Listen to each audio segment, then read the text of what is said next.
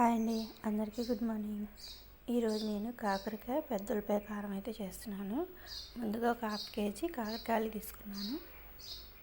పైనంతా శుభ్రం చేసుకొని కట్ చేసి ఉప్పేసి కొంచెం అయితే ఒక విజిల్ వచ్చే వరకు ఉడికించుకున్నాను.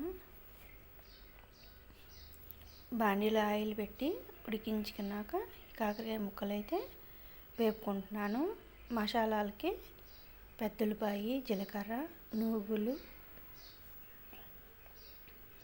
అన్ని దినుసులన్నీ, చిన్నులపాయి, కారం మొత్తం మిక్సీ పట్టుకుంటున్నాను. అన్నీ మిక్సీ పట్టుకున్నాక పక్కన పెట్టుకొని కాకరకాయ ముక్కల మటుకు బాగా డీప్ ఫ్రై అవ్వాలి. ఈ కారం చాలా టేస్టీగా ఉంటుందండి. నూరే టైం లేదండి, అందుకని మిక్సీ పట్టుకున్న. నూరితే ఇంకా చాలా బాగుంటుంది. కాకరకాయ ముక్కలు అయితే బాగా వేగాలండి. బాగా వేపుకున్నాక విడిగా గిన్నెలోకి తీసుకోవాలి. ప్లేట్లోకి తీసుకుని ఈ పెద్దలపాయ కారాన్ని ఈ నూనెలో వేసుకొని వేయించుకోవాలి. తీసుకున్నాక పోపు దినుసులు అయితే నేను మరిన్ని వేసుకుంటానండి, చాలా బాగుంటుంది. వేసుకున్న కరివేపాకు, ఇంగువ, నేను ప్రతి కూరలో ఇంగువ వాడతానండి. వేసి మొత్తం బాగా వేయించుకోవాలి.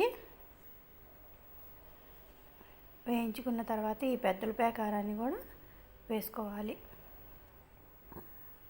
ఈ వీడియో కనుక నచ్చినట్టయితే లైక్ చేసి, షేర్ చేసి, సబ్స్క్రైబ్ చేసుకోండి. కొత్తగా యూట్యూబ్ ఛానల్ అయితే పెట్టానండి, సపోర్ట్ చేయండి. ఇట్లా మొత్తం వేసేసుకొని మాడకుండా కలిదిప్పుకోవాలి. ఆయిల్ పైకి వచ్చేదాకా వేయించుకోవాలండి.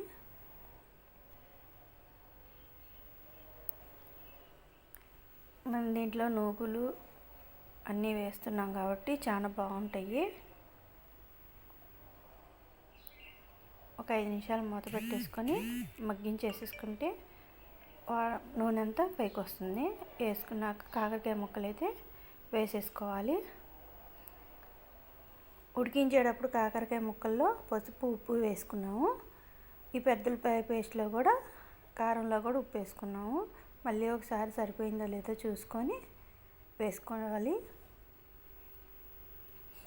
చిన్నులపాయలు, పెద్దలపాయలు, నువ్వులు, కారము, జీలకర్ర అన్నీ వేసుకున్నాం కాబట్టి చాలా టేస్టీగా ఉంటుందండి.